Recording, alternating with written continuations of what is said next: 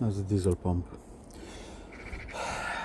So that thing inside pushes up and down against this piston. So this one should just compress and just pump fuel. This got a broken spring. I'm not sure what it's doing, but it's not doing all this shit. Fucking hell, man. So glad to have another van.